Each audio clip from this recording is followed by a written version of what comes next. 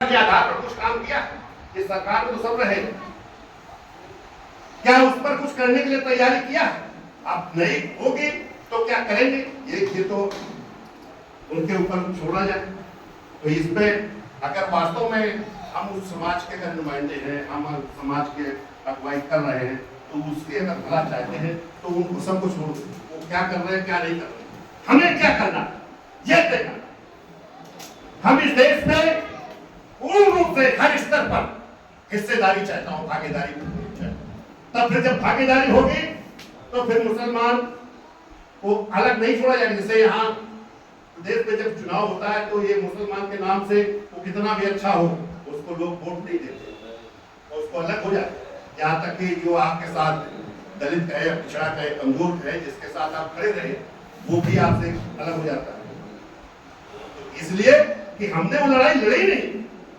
अगर आप उनके साथ खड़े होते, अपनी लड़ाई के साथ उनकी लड़ाई लड़ते, उनकी लड़ाई वो लोग आपकी लड़ाई लड़ते, तो दोनों का पार्टिसिपेशन होगा। तो जब हकदारी की बात होती तो आपके साथ सहमति, तो फिर हमें आप जीत कर जाते, इसी समाज से जाते। फिर वो लोग अगर ये इस देश में भागीदारी सुनिश्चित करते तो फिर इस देश में वो सरकार में जाते हैं, अन्यथा वो सरकार में नहीं रह सकते थे। वो केवल हाथ जोड़ने के लिए ही रहेगा। हमने हाथ जोड़ने के लायक उनको बनाया नहीं, हम हाथ जोड़ने वाला बन गए, इसलिए हाथ जोड़ रहे हैं हम लोग अलग अलग खड़े। आज हर स्तर आप आरक्षण तो दे रहे हैं, लेकिन हाथ जोड़ने वाला हमारे यहाँ से जो भी प्रतिनिधि है वो केवल हाथ जोड़ रहा है, गुलाम बना हुआ है, वो कभी भी समाज की बात मानेंगे। तो मैं जो एक मुहिम चला रहा हूँ इस देश में भागीदारी, तो साथियों आप भी चलाएंगे, हम भी चलाएंगे, तो हम लोग साथ साथ खड़े होकर चलाएं। हम ये नहीं कि नहीं आप हमारे पीछे आए, नहीं पीछे नहीं आए, साथ में खड़े होकर चलाएं। आप पीछे होने का काम किया है। जैसे एक बात कहते हैं कि भाई मायावती को हमने इतने बार सरकार में सहमति दिया, साथ दिया, ऐसा नहीं। जब वो ताकत में आई तब आप उसके पीछे चले गए, आपने साथ दिया, आप उसके साथ नहीं खड़े,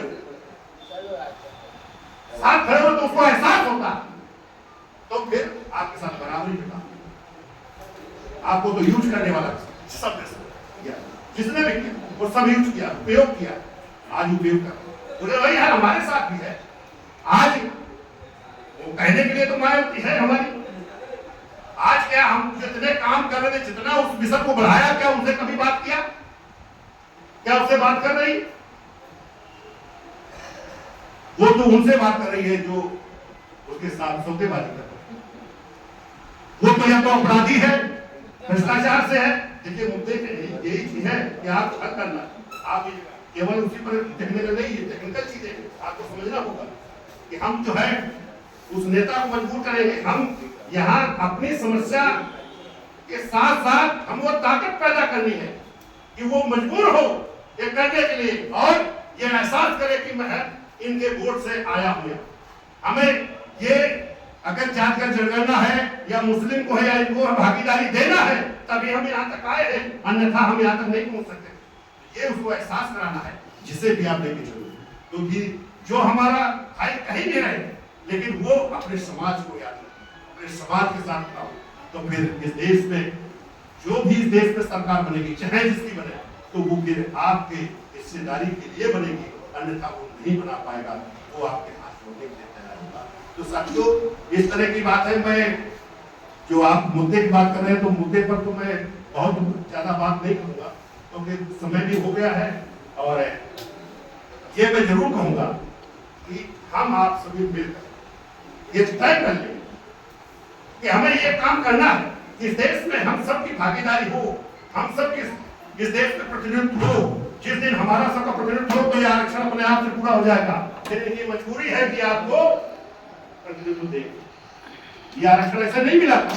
अगर बाबा साहब आपने देखा होगा गांधी जी ने किस तरह उस पर बैठे थे, बिना बैठ वाला देखे तो प्रतिनिधित्व की बात थी, तब उन्होंने आरक्षण पर जो समझौता किया। बाबा साहब इससे तैयार नहीं थे। बाबा साहब चाहते थे कि हर स्तर पर मिले, तो फिर हम न्यायालय में भी रहते, हम हर जगह कारखानों में रहते, हर स्तर पर रहते, तो फिर जो हमारे साथ हो रहा भेदभाव ना होता। तो यही चाहते थे, वो तो सबके साथ चाहते थे। वो तो आपके नेताओं ने तो मना कर दिया था प्रतिनिधित्व के लिए, लेकिन गाली भले लोग देने लगते हैं कि नहीं हमारे साथ क्या किया बाबा साहब, हमने सुना है, तो इस तरह कहने लगते हैं, लेकिन कभी उन्होंने पीछे नहीं देखा मुड़कर कि नहीं क्या है। उन्होंने इस देश के हर व्यक्ति के लिए उन्होंने कहा, हर व्यक्ति के लिए संविधान में, ऐसा नहीं कि किसी के लिए अलग। तो ये साथियों हमें सबको समझना होगा और हमें जो नेतृत्व कर रहा है उसको भी हर व्यक्ति के लिए उसमें रखना होगा।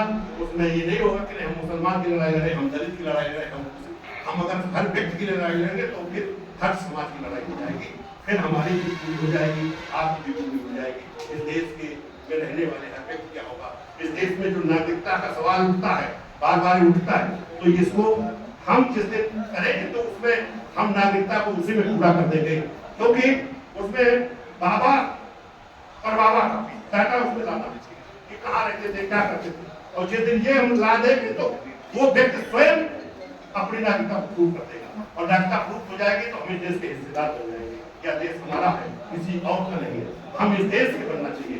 हमें अगर इस देश में अगर रहना तो संविधान के साथ आपको चलना होगा, और जो धर्म की बात है वो अपने अलग रखिए, तो फिर देश में बराबरी का स्थान आएगा। अन्यथा हम अलग चलेंगे, आप अलग चलोगे तो फिर कभी बराबरी नहीं आती है, वो एक जगह से सब जगह खत्म होते हैं।